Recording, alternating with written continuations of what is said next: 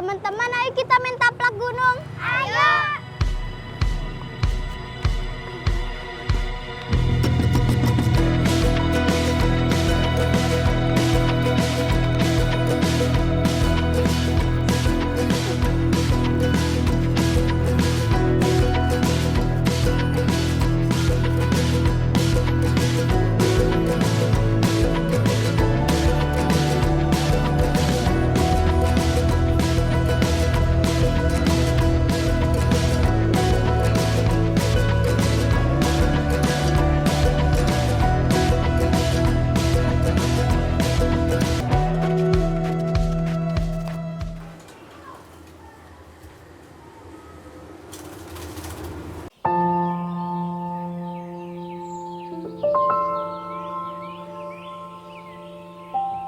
Ngapain kita di sini ya? Iya ya, bosan. Gimana kalau kita main kelereng aja? Di mana? Di Tugu Pahlawan aja sana. Ayo. Yuk.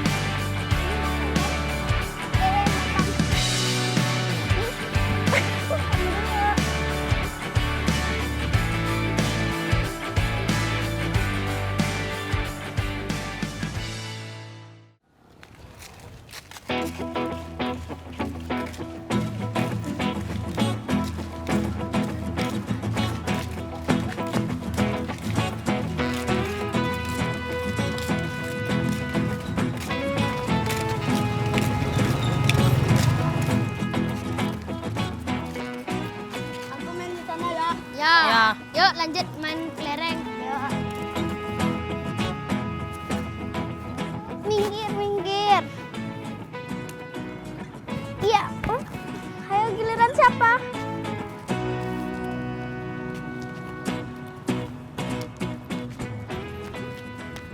Ikutan dong. Ayo.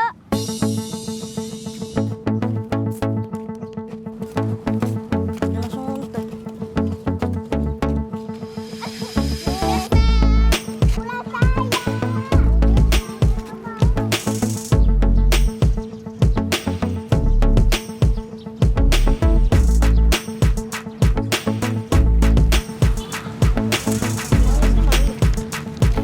Mana abangnya ini. Ini siapa? Hmm. Dek.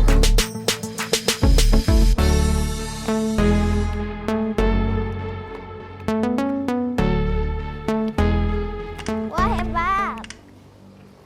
Ayo sekarang siapa? Kamu.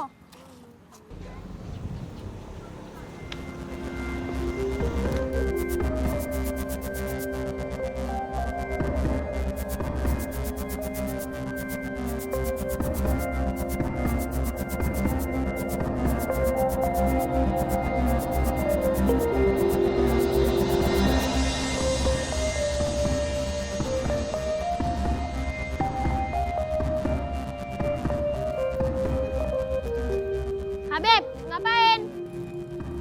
Mau lihat? Jangan.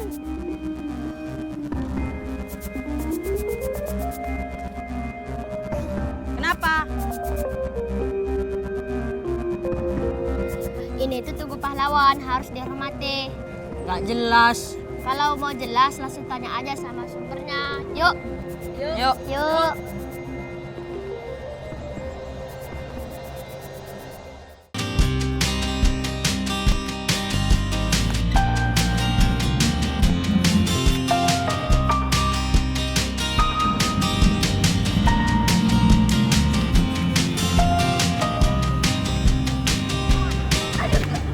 Ya, giliran kamu.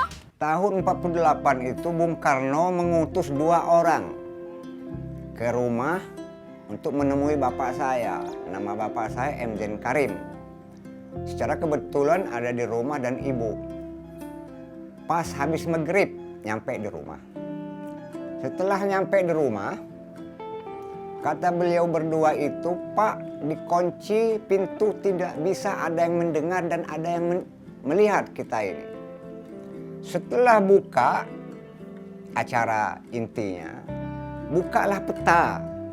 Beliau berdua itu dari tas dulu kan apa kampek lah bahasanya ya.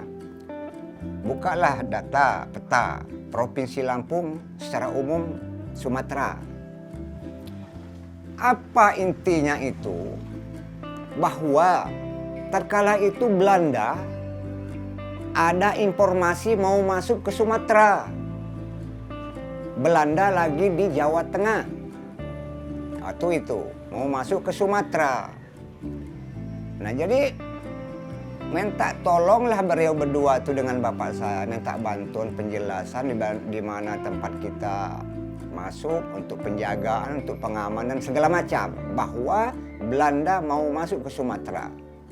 Bapak itu langsung membuat peta juga bahwa di sini Prengseu, Batak, Bukit Kemuning, Palembang, khusus Lampung. Itu awalnya. Setelah itu pulang, baru balik ke Jakarta. Ngadulah dengan beliau, "Bung, bahwa sudah ketemu, bagaimana begini dan begini." Sip. Lantas tahun 1949, bulan Juni kalau nggak salah, Belanda itu masuk, memang sudah masuk dari Palembang. Dari Palembang ke Lampung. Tatkala itu Belanda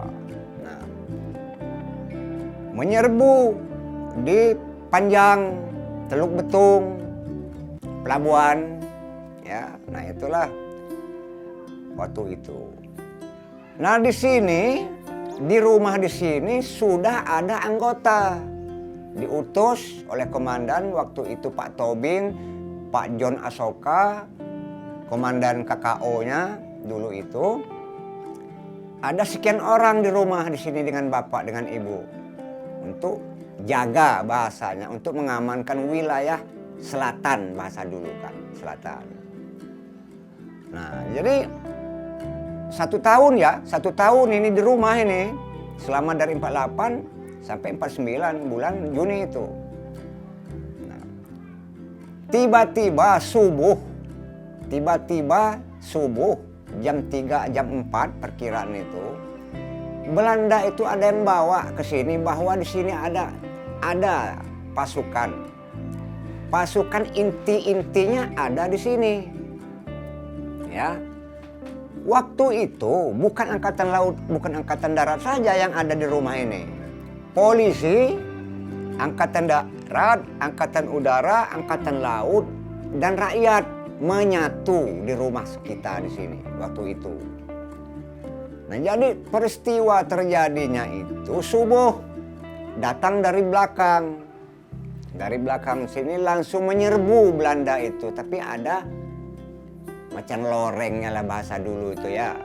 Bahwa di sini di dengkotnya angkatan kita di Lampung adanya di sini. Diserbulah oleh Belanda. Perang waktu itu. Nah jadi itulah adanya monumen itu. Sejarah awalnya kenapa monumen itu dibuatlah sudah zaman Soeharto. Nah, mengingat secara kebetulan Laksamananya itu Pak Subiakto. Pak Subiakto itu peristiwa itu ikut di sini. Secara kebetulan waktu itu dengan Pak Soeharto. Pak Soeharto lagi memimpin, dia sudah menjadi Laksamana.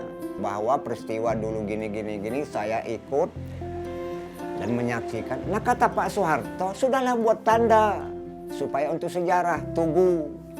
Supaya kenang-kenangan untuk generasi penerus. Maka zaman Soeharto itulah dibangun tahun 75 peletakan batu pertamanya, perseminya tahun 1976. Itulah monumen kita ini. Tanahnya tanah kita. Mau dibayar oleh negara, Bapak enggak mau. Dihibahkanlah kepada negara. Tanah 22 kali 20. 20 kali 20. Tanah kita dihibahkan Bapak kepada negara. Itulah adanya monumen itu. Terima kasih ya Pak atas penjelasannya. Kami sudah paham atas penjelasan Bapak. Kami pamit undur diri. Tabi pun. Ya, Bu.